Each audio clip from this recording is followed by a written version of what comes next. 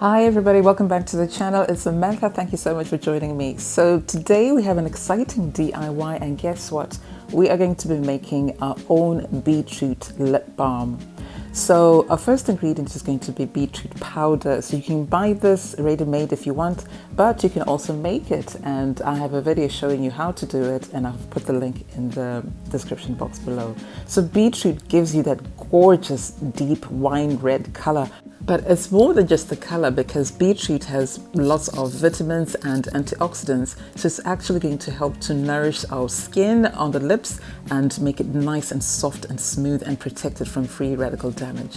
And then next we're going to need aloe vera. So we need to use store-bought aloe vera gel because it's got xanthan gum in it, which is a thickener, and it also has preservatives in it. So fresh aloe vera gel, that you make from a plant is not going to work for this recipe, unfortunately. So you'll need to make sure that you get some from the shop or online, etc. And then next we're going to use some shea butter. So shea butter is amazing for the skin because it really softens and it nourishes and it helps to keep it nice and healthy. And then we're going to need some coconut oil, which is a really penetrating oil and will help to nourish and soften the lips as well and keep them nice and smooth. So we're going to add 1 tablespoon of the aloe vera gel into a small bowl. So as you can see, it's nice and thick, and that's because of the xanthan gum that's in it. And then next we're going to add 1 tablespoon of the beetroot powder. So I'm just adding 1 tablespoon here. If you want it to be a little bit darker, then you can go ahead and add more. But what I recommend is you watch the whole video first to see the color that will result from this before you start tweaking the recipe. But the beautiful thing about DIYs is you can actually tweak it according to your own preference. So mix the aloe vera gel and the beetroot powder, and you'll see that the aloe vera gel will immediately take the color of the beetroot, which is exactly what we're looking for. So to begin with, it will look really thick like this, and that's absolutely fine. That's what we want.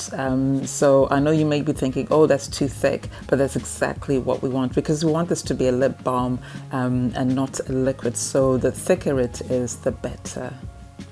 So once we've mixed them, we just set them aside and allow the beetroot to infuse the aloe vera gel.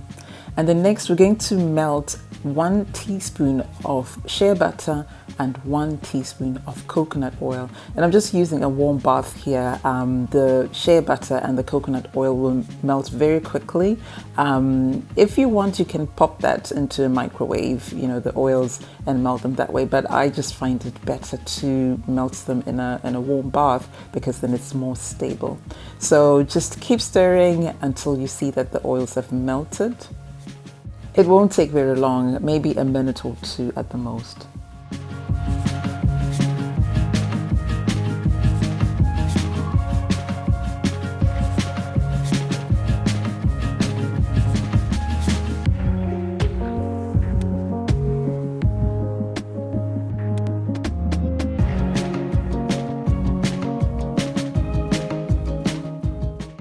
Once the oils have melted, it's time to add them to the aloe vera and beetroot mixture. But before I do that, I'm just going to prepare my little strainer here. So I'm just putting the end of a pair of ties over a little jar and then just securing it with an elastic band. And then I'm going to mix the oils with the aloe vera and beetroot gel, as I'm just about to demonstrate.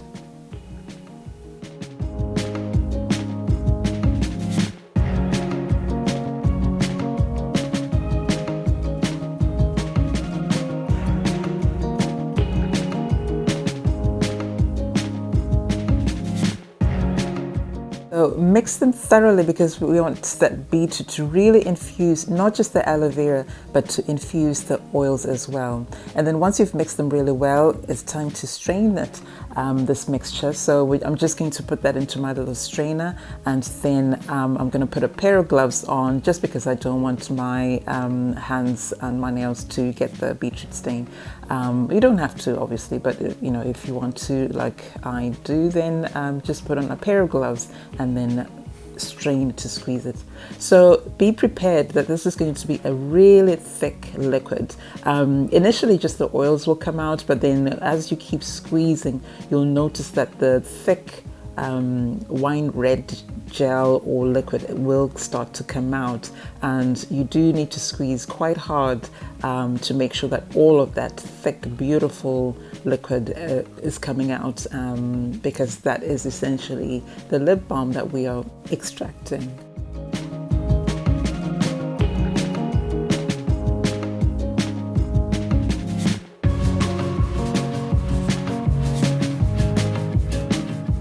So I know it looks a bit messy, but you know what, it's all part of art and it's part of the fun. So once you've strained it, you've got as much as you can out of that. Just mix it really well to emulsify it. That will make sure that it mixes really well and it doesn't separate. So I just transferred it into this little bowl so that it's easier for you to see what's happening. And now you're going to mix this from time to time, and as it cools down, the oils will solidify, because remember, shea butter and coconut oil, they do solidify, they're solid oils, so they're going to thicken up and solidify. I recommend you just leave this out at room temperature and do not put it in the fridge, because then that just makes it you know, get too cold and freeze, and it's just not a good idea. So keep mixing from time to time. It may take an hour sometimes, depending on your ambient temperature or the season you're in, but it will eventually solidify. So this is the final product. Look at that, it's nice and thick and it's not going anywhere, and look at that. Beautiful, absolutely beautiful. So we have our lip balm ready, and I'm just going to show you what it will do. There you go. Beautiful wine red beetroot lip balm. Absolutely gorgeous. I love the color. So that sort of looks like on my skin tone. It will look a little bit lighter if you're paler than me, but essentially this is the color that we were looking for, and it's temporary. You know, you can wipe it off. It's not going to stain your lips at all. So I'm just going to have a little bit of fun, and I'm just going to apply this to my lips so that you can see what it will actually look like.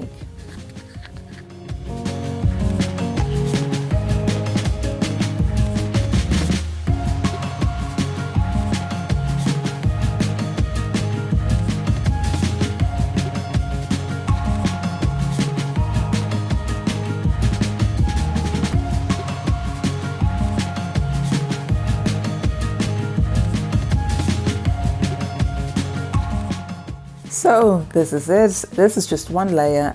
If you want it a little bit deeper, you can just add another layer. It's entirely up to you. So you just play around with it and see, you know, what works for you. So as a bonus, this can actually be used as a light cheek color.